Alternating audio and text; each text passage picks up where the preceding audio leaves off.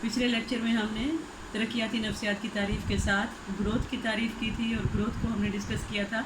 یعنی بالیدگی کو ہم نے ڈسکس کیا تھا کہ بالیدگی سے مراد صرف کمیتی تبدیلیاں ہیں، یعنی جسمانی نشو و نما کمیتی تبدیلیاں کہلاتی ہیں، اور ان جسمانی نشو و نما میں وزن، قد اور حجم کا بڑھنا جو ہے ان کو ہم نے کمیتی تبدیلیوں کے نام سے موسوم کیا تھا کہ ان تبدیلیوں کی پیمائش کی جا سکتی ہے۔ آج ہم اس سے ریلیٹڈ دوسری ٹرم جو ہے یعنی ڈیولپمنٹ، اس کی تعریف کریں گے، نمو کی تعریف، کہ نمو سے مراد ترتیب وار اور مربوط تبدیلیوں کا ارتقائی سلسلہ ہے جس میں کمیتی اور کیفیتی دونوں قسم کی تبدیلیاں پائی جاتی ہیں۔ اس تعریف کو ذرا ہم ڈسکس کر کے دیکھ لیتے ہیں کہ ہمیں یہاں پتہ چل رہا ہے کہ نشو و نما ایک ایسا عمل ہے جو کہ ترتیب وار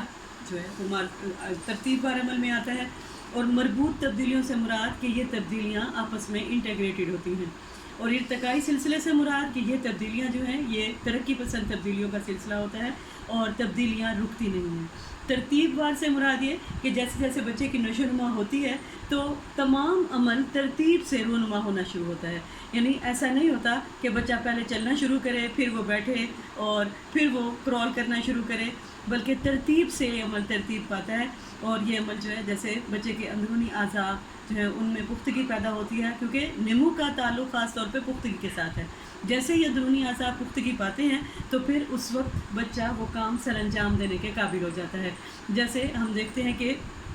6 ماہ کا بچہ بیٹھنے کے قابل ہوا ہے، اس کے بعد 9 ماہ کا بچہ کرال کرنے کے قابل ہو جاتا ہے، 1 سال کا بچہ چلنے کے قابل ہو جاتا ہے، یعنی ترتیب سے یہ عمل ہوتا ہے اور ساری زندگی یہ عمل اسی طرح ہی رہتا ہے۔ اور مربوط تبدیلیوں سے مراد یہ کہ جو بھی تبدیلیاں پیدا ہوتی ہیں وہ انٹیگریٹڈ ہیں۔ نشو و نما کے متعلق ہم جانتے ہیں کہ نشو و نما صرف جسمانی نشو و نما نہیں ہے، بلکہ ذہنی نشو و نما، جذباتی نشو و نما اور سماجی نشو و نما اور نفسیاتی نشو و نما بھی ان نمو کی تبدیلیوں کا حصہ ہے۔ اب یہ تمام قسم کی نشو و نما جو ہے یہ انٹیگریٹڈ ہے، یعنی ساتھ ساتھ ہوتی رہتی ہے۔ بچہ صرف جسمانی طور پر ہی نہیں بڑھتا بلکہ اس کے اندر نفسیاتی تبدیلیاں بھی واقع ہوتی ہیں، یعنی وہ اپنے مانوس چہروں کو دیکھ کر خوشی محسوس کرتا ہے، اس کے اندر ذہنی تبدیلیاں بھی جو ہے وہ واقع ہوتی ہیں کہ بچہ مختلف قسم کے الفاظ ان کے معنی سمجھنے لگتا ہے، اپنے نام سے مانوس ہو جاتا ہے، اپنے نام کا مطلب سمجھتا ہے کہ مجھے ہی بلایا جا رہا ہے، اپنے ماں اور باپ کو پہچاننے لگتا ہے، اور اس کی گفتگو کا عمل شروع ہو جاتا ہے جو کہ آپس میں یعنی اس کی ایک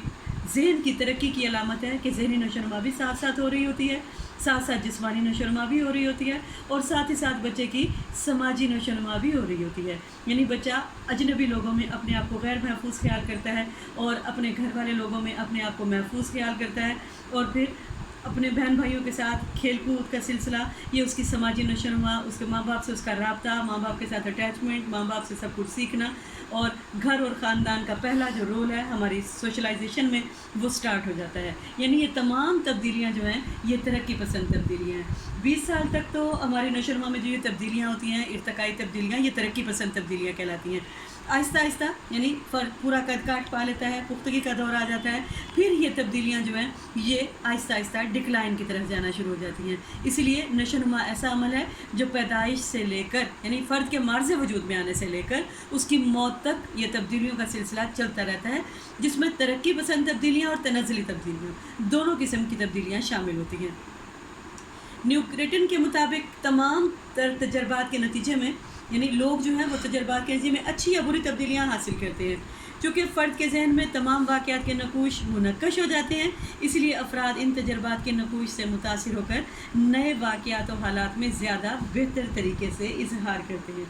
لہٰذا ہم اس ساری بحث سے ہم اس نتیجے پر پہنچتے ہیں کہ نشو و نما کا مطلب کیفیتی اور کمیتی تبدیلیاں ہیں، جبکہ بالیدگی میں صرف کمیتی تبدیلیوں کا صرف ایک پہلو پایا جاتا ہے، اور بالیدگی حاصل ہونے پر آموزش کے ذریعے جو وظائف سر انجام دیے جاتے ہیں انہیں ہم نمو کہیں گے۔ یعنی فرد کے اندر جب بالیدگی پیدا ہوتی ہے تو اس وقت یعنی اس کے نتیجے میں پختگی کے نتیجے میں جو افعال ہم سر انجام دیں گے، جو وظائف سر انجام دیں گے، ان کو ہم نمو کہیں گے۔ اب نظام اعصاب میں پختگی پیدا ہونے پر فرد پڑھنا لکھنا سیکھ سکتا ہے، اسی طرح نظام اعصاب کے ساتھ اس کی ذہنی سماجی مہارتوں میں بھی تبدیلی پیدا ہوگی،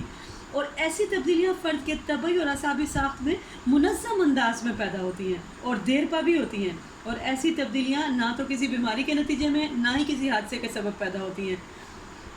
بلکہ یہ تبدیلیاں وقت گزرنے کے ساتھ ساتھ فرد کے اندر یعنی جیسے جیسے ٹائم گزرتا ہے، فرد کی عمر بڑھتی ہے، اس کی جسمانی تبدیلیاں اس کے اندر پیدا ہوتی ہیں، تو یہ تبدیلیاں وقت گزرنے کے ساتھ ساتھ فرد کے اندر پیدا ہوتی ہیں۔